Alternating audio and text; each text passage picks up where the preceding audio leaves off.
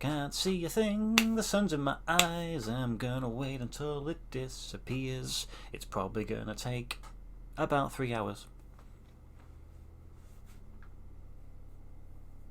Hello again, everybody. I hope you're all doing well, and it's time for my third shirt of the 4 that I got for Christmas. And like the thumbnail and title suggests, I now finally have a shirt for the most successful club in the history of football.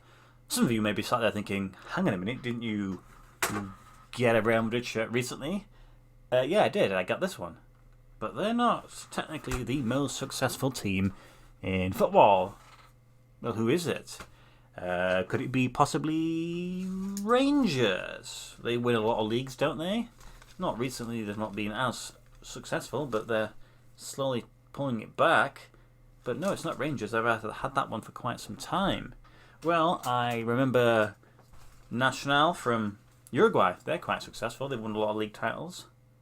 But it's not them. I've had this one for a wee bit as well.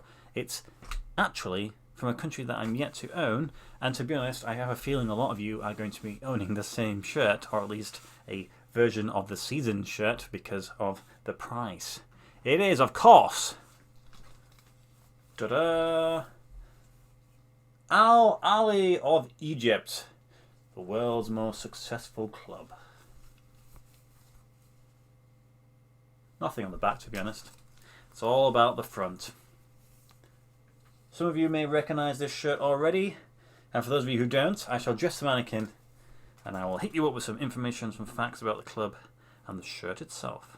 Right then, there it is, looking good on the mannequin. And this specific Al Ahly shirt is the third shirt from 2020-2021.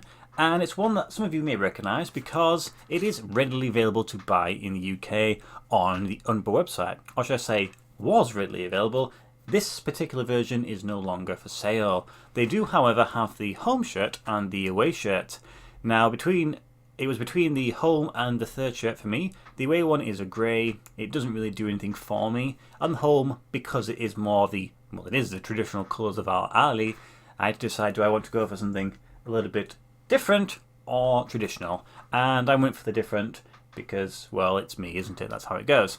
So this one was purchased on Black Friday, so I bought it on behalf of my mum, and we got a pretty decent deal. We ended up buying it for £45.50, which at the time I thought that was pretty reasonable.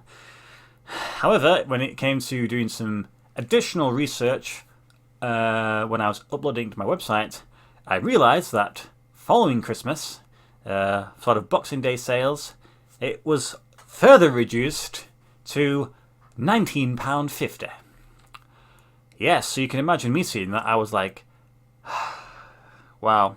It's not often that I end up paying more than I really ever should for a shirt, but this one was out of my hands. Umbro decided that, just to go for it. This less than £20. And it wasn't just this one, it was all of them. Now, admittedly, this particular one did sell out quite quickly because I presume of the design, so I wouldn't have been able to get it anyway because it didn't have my size.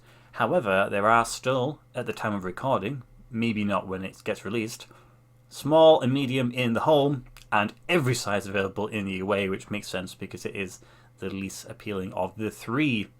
But that's a great price, that is, usually for any shirt, less than £20, but one for that's important. And also for a country that it's kind of difficult to buy for.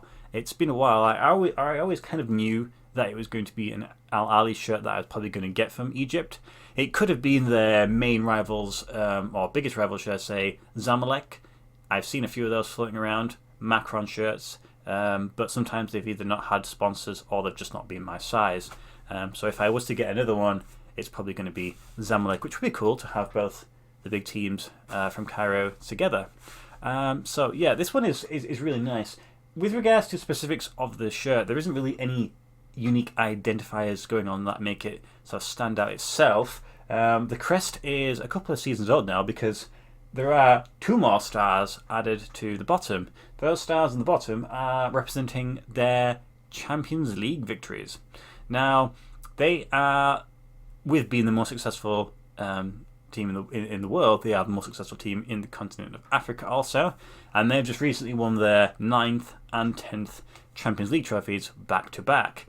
And if you want to learn a little bit more about that, and I kind of encourage you to do so, there is an amazing documentary that they posted on their own official YouTube channel, which I will link in the description for you to follow, which is called The Secret of the Ninth. So it's not the most recent one, it's the season before, and it charts their progression along the Champions League for that season, all the way up until the final. Spoiler, they win. And it's really cool. It's got English subtitles, or if you speak Arabic, I presume, then you can just listen to it. There's a bit of French in there from the French-speaking players. But it's really cool. It's interesting to learn about how football works on that continent. It's kind of crazy what they have to go through.